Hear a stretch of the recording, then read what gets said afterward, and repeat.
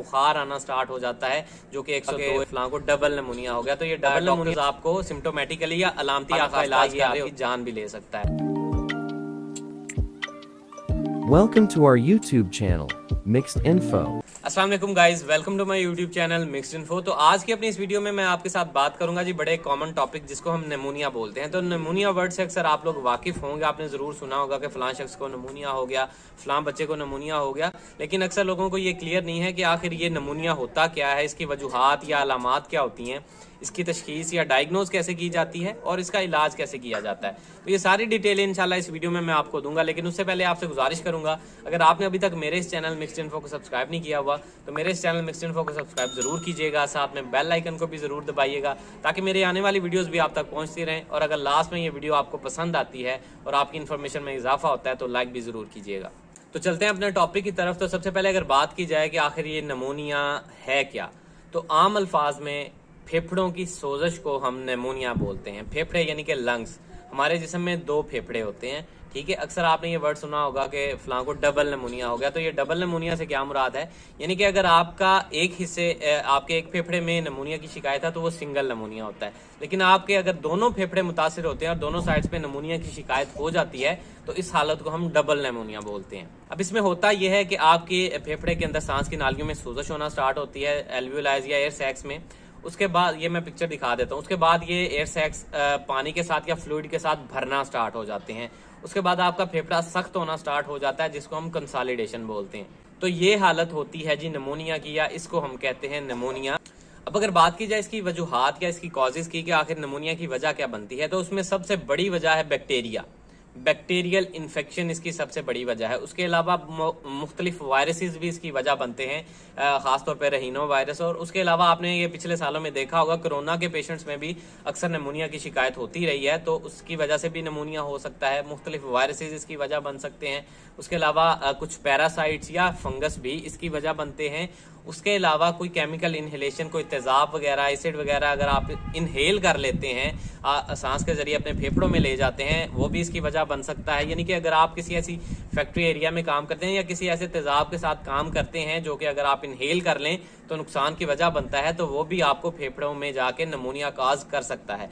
इसके अलावा आपको निमोनिया की शिकायत इस तरह से हो सकती है कि अगर आप कुछ खा पी रहे हैं तो वो बाज़ औक़ात आपकी सांस की नाली में या विंड पाइप में चला जाता है, वो भी एस्पिरेशन निमोनिया हो सकता है। उसके अलावा अगर आप उल्टी आपको आती है, उल्टी का कोई मवाद आपकी सांस की नाली या विंड पाइप के अंदर चला जाता है तो वो भी फेफड़ों में पहुंच के निमोनिया कर सकता है। अगर बात की जाए इसके सिम्टम्स या अलामात की, नींद, छाती पे दर्द हो सकता है, खास तौर पे सांस लेते हुए आपको एक चुभता हुआ दर्द महसूस होता है। उसके अलावा आपको सब्ज रंग की या पीले रंग की बलगम आना स्टार्ट हो जाती है, बाज़ औक़ात उसके साथ खून आना स्टार्ट हो जाता है, आपको खांसी स्टार्ट होती है, सांस लेने में दुश्वारी होना स्टार्ट हो जाती है, नब्ज़ की रफ्तार तेज़ हो जाती है, सांस की रफ्तार स्लो हो जाती है, बुखार आना स्टार्ट हो जाता है जो कि 102 103 तक जा सकता है। उसके अलावा आपको कपकपाहट के साथ बुखार आता है, जिस्म में शदीद दर्दें होती हैं, खास तौर पे आपके जोड़ दर्द करते हैं। उसके अलावा उल्टी और मतली की कैफियत होती है, सर भारी होता है, सर में दर्द होता है, सर चकरा सकता है। उसके अलावा आपका जिस्म नील गूं हो सकता है उस हालत में कि अगर आपके जिस्म में ऑक्सीजन का लेवल बहुत ज़्यादा लो हो जाए, जो कि ख़ास तौर पे छोटे बच्चों में आपको देखने में मिलता है शदीद निमोनिया की शक्ल में, और उनको फिर हॉस्पिटलाइज करना पड़ता है ताकि उनको ऑक्सीजन लगाई जाए और उनका ऑक्सीजन लेवल मेंटेन किया जाए। उसके अलावा आपकी भूख मर सकती है, जिस्म में थकावट हो सकती है। खासतौर पे जो बिल्कुल छोटे बच्चे होते हैं उनमें अलामात मुख्तलिफ हो सकती हैं, यानी कि वो बेहोशी की तरफ जा सकते हैं, उनके हाथ पांव नीले होना स्टार्ट हो जाते हैं ऑक्सीजन लेवल लो होने की वजह से, या वो फीड लेना छोड़ देते हैं, या वो लगातार बिला वजह रो रहे होते हैं और उनको बुखार आ सकता है, खांसी हो सकती है। तो ये सारी अलामात होती हैं जी निमोनिया की। अब अगर बात की जाए कि इस निमोनिया की तशखीस कैसे या डायग्नोज कैसे किया जाता है, तो अक्सर डॉक्टर्स आपको फिजिकल एग्जामिनेशन के दौरान स्टेथोस्कोप के साथ छाती पे चेक कर लेते हैं और अक्सर वहीं से पता चल जाता है कि बच्चे को या बड़े को निमोनिया की शिकायत हो चुकी है। लेकिन अगर डाउटेड हों डॉक्टर्स तो आपके एक्सरेज भी करवाए जा सकते हैं, आपका बलगम कल्चर या बलगम का जो सैंपल है वो लेके उसका कल्चर करवाया जा सकता है, ब्लड टेस्ट भी करवाए जा सकते हैं, एक्सरेज भी करवाए जा सकते हैं। और बाज़ का डॉक्टर स्टेपिंग करके भी चेक करते हैं कि फेफड़े का कौन सा हिस्सा निमोनिया ज़्यादा हो चुका है या वहाँ पे फ्लूइड है। बाज़ औक़ात डॉक्टर्स छाती पे बच्चों के खास तौर पे या बड़ों के हाथ रख के भी देखते हैं। बाज़ औक़ात आपको ऐसे वाइब्रेशन सी फील होती है छाती पे, जिसको पाल्पेशन बोलते हैं।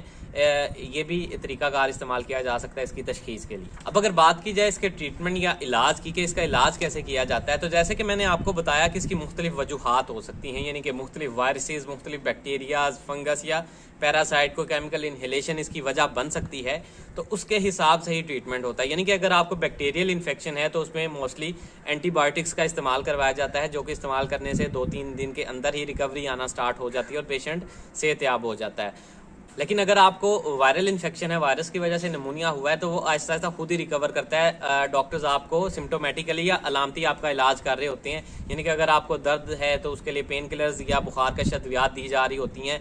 उसके अलावा आपको सांस की आसानी के लिए आपको बाज़ का नेबुलाइज किया जाता है, बाज़ का तो ऑक्सीजन भी लगाई जा सकती है, और बाज़ का तो आपको इंजेक्शन भी लगाए जाते हैं सोजश या सांस की तंगी को दूर करने के लिए। यानी कि अलामती इलाज किया जाता है, रिकवरी खुद ही आहिस्ता आहिस्ता हो जाती है। उसके बाद आ जाते हैं मुख्तलिफ पैरासाइट्स या फंगल इन्फेक्शन, तो उसके लिए अद्वियात, एंटी फंगल अद्वियात होती हैं। या अगर आपको केमिकल इन्हेलेशन हो जाती है तो उसकी वजह से अद्वियात का चुनाव जो है वो अलग किया जाता है, यानी कि वजह के हिसाब से आपका ट्रीटमेंट भी डिफरेंट होता है। लेकिन मोस्टली इसमें एंटीबायोटिक्स का इस्तेमाल ज़्यादा किया जाता है, क्योंकि मोस्टली इसकी वजह बैक्टीरिया या बैक्टीरियल इन्फेक्शन ही बनता है। लेकिन अगर आपको शदीद नमूनिया की शिकायत हो जाती है और तबीयत जल्दी बहाल नहीं हो रही, आपको सांस की ज़्यादा तकलीफ होना स्टार्ट हो गई है, ऑक्सीजन लेवल आपका लो होना स्टार्ट हो गया है, तो आपको फौरी हॉस्पिटलाइज करना पड़ता है। वहाँ पे आपको ऑक्सीजन लगाई जाती है, जिसकी वजह से फिर आपका ऑक्सीजन लेवल मेंटेन होता है और आपकी तबीयत बेहतर होना स्टार्ट होती है। अब कौन लोग इसके ज़्यादा शिकार होते हैं? वो अफराद जो कि कुछ ऐसी बीमारियों में पहले मुब्तला होते हैं, जिनकी क़ुव्वत मुदाफ़त कम होती है। स्पेशली आपको ये 2 साल से कम उम्र बच्चों में और बूढ़े अफराद में ज़्यादा देखने में मिलता है। जवान अफराद में भी नमूनिया हो सकता है, लेकिन उनमें शिद्दत जो है वो बाज़ औक़ात इतनी ज़्यादा नहीं होती या वो मौत की वजह नहीं बनते। लेकिन 2 साल से कम उम्र बच्चे और बूढ़े अफराद ज़्यादा इसके शिकार होते हैं और खुदा न खास्ता इससे उनकी मौत भी हो जाती है। ख़ास तौर पे हमारे तरक्की पजीर ममालिक में, जिसमें पाकिस्तान भी आता है, इस तरह के मुल्कों में बहुत ज़्यादा ये कॉमन है बीमारी, और इसका इलाज जो है वो बर वक्त करना चाहिए। अगर आप इसके इलाज में कोताही करते हैं तो ये सारी इन्फॉर्मेशन थी जी इससे रिलेटेड। तो उम्मीद है आप लोगों को समझ आ गई होगी। अगर आपको वीडियो पसंद आई तो वीडियो को लाइक कीजिएगा, चैनल को सब्सक्राइब कीजिएगा। अल्लाह हाफिज़।